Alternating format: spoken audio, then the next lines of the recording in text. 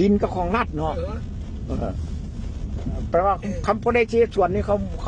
ขาสอนให้ฟรีเราเอาดินให้ฟรีโอ้นี่ก็เจ้าเฮ็ดอย่างนี้ดูแล้วบอกยังบอกเอามาเฮียนเราโอ้เห็นได้ปภาษาคักคือเป็นไงแน่นหมดว่ะนี่ตายตอนให้เขายังให้พร้อมหมดนะระหว่างเฮ็ดและพักเขาซื้อให้พร้อมนี่ก็มีแต่รัดนี่เด้อมีแต่รัดนี่แหละเนาะไอ้ส่วนเนี่ยรัดอื่นบ่มีเด้เป็นอย่างนี้เราเลี้ยงไก่พร้อมเนาะโอ้คักแท้ไอ้บ๊อบนี่คุณไก่แล้วนะนู่นนะโอ้สบายดีโอ้ดีใจเด้อไอ้บ๊อบดิไอ้บ๊อบดิโอ้ดีใจโอ้คักส่วนเจ้าคักเลยต้องเจ้าต้องได้ใส่ปุ๋ยปะ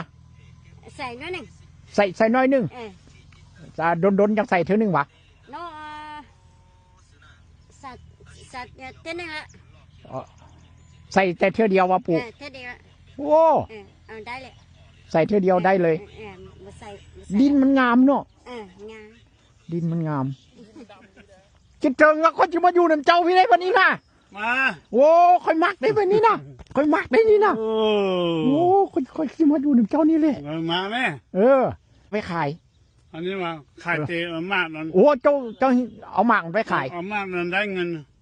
นก่อนได้เงิน10 บาทน้อยนี่โอ้$40นี่โอ้เอาย้อนนี่ไปขายบ่ได้ย้อนนี่มัดนึงแต่$5นี่$5แล้วบัดนี้มันป่าเนื้อนึงแล้วมันเหี่ยวเนาะ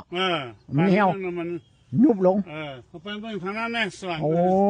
ใหญ่นะนี่นะโอ้มึงเล่นใหญ่มันเล่นเนาะตอนนั้นน้อยสวนนี้โอ้มึงเล่นตัวใหญ่มันตัวทางนั้นอันนี้มาถั่วยาวมักถั่วยาวของจีนมักถั่วยาวของจีนมันนึงนี่$3โอ้เจ้าตานั่งนี่มาใส่เลยอันนี้เนาะสบายแม่นซื้อตานั่งนี่คันโซจิมามัดเสือกคืออันนั้นมันเสียเวลาเนาะเสียเวลาแต่ว่าต่างแต่ละอย่างนี่วะเขาเฮ็ดตัว